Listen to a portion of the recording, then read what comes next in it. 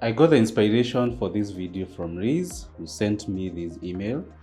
Hi Perminus, I've heard the term managing your boss, but I'm not sure what it means. I go up and down with my boss. He's a good guy, but at times he can be so frantic, I don't even want to be around him. When he gets that way, he changes his mind 3 or 4 times a day. He expects me to remember every tiny detail he has ever mentioned to me, and it gets really old. They continue. On the plus side, he's a good manager when he isn't feeling pressure and freaking out.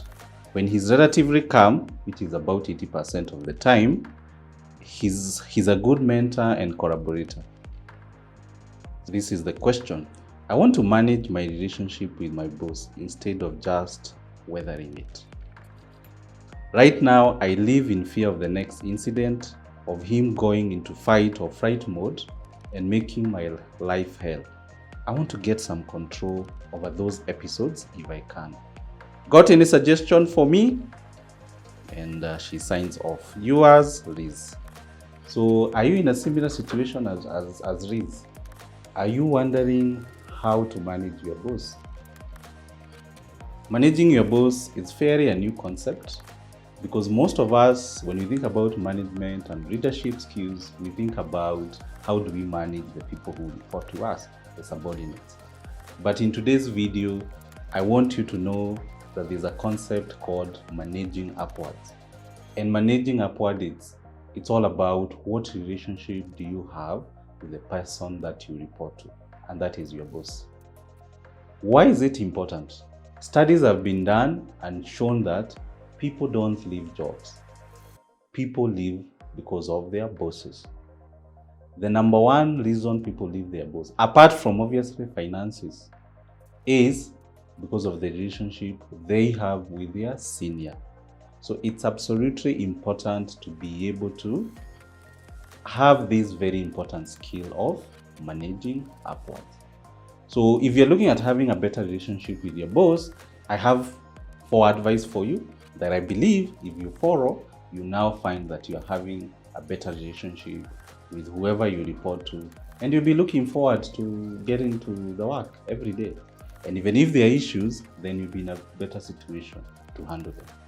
So number 1, I want you to understand that your boss is a normal human being. Yes, it's sometimes we look at our bosses, we look at all that they've achieved, the wealth of experience they have, the knowledge. It could even be someone that you admire. However, never forget that they are human beings. And what do I mean by that? What I mean is that your boss have fears, they have concerns and frustrations, either within or without the organization. And sometimes when bosses are frustrated out there, sometimes they also treat us in a harsh way. Not necessarily because we've done anything wrong, but because of the pressure, the concerns, and the frustration they are facing. So it's very important for you to understand that your boss is a normal human being. They have their ups and downs. They do have their bad days, just like you. And so that means when you start from there, then you not react every time something negative happens. Understand that they are a human being. The second thing I would want you to understand, and this is very important, especially if your boss is new, or let's say you've been promoted or you've joined this organization, the first thing you should do, your first agenda, is to focus on what the boss cares about. Get to know what is important to your boss right now. For example, if your boss is looking to increase revenue, then you should be aligned to that agenda, to that goal. Don't go contra.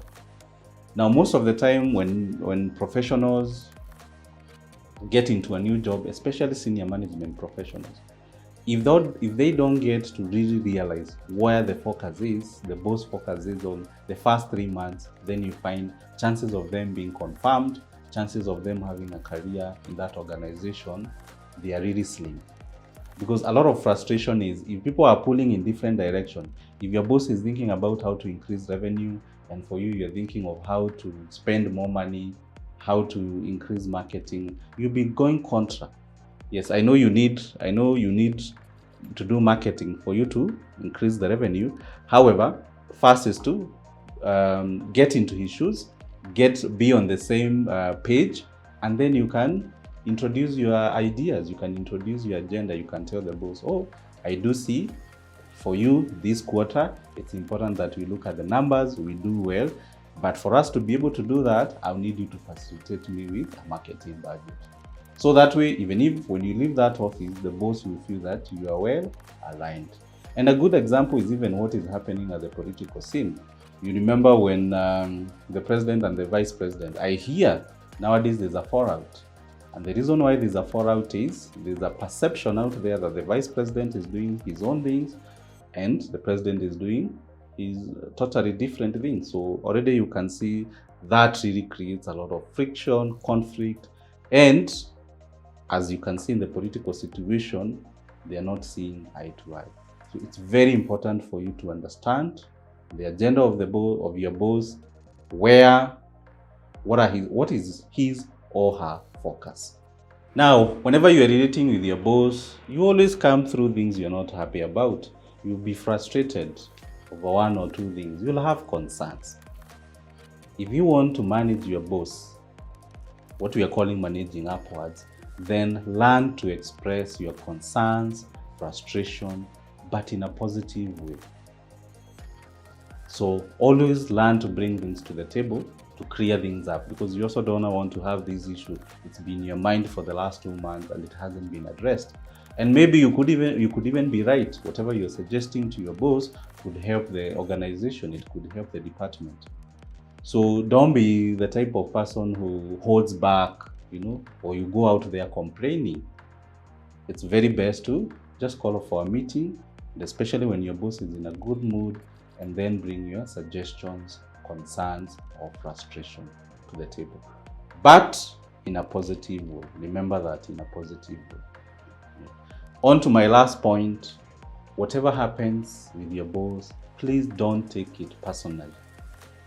I'll go back to point number 1, where I said that you need to understand that your boss has fears, concern, and frustration. That they are normal human beings just like you. Even you're not always happy.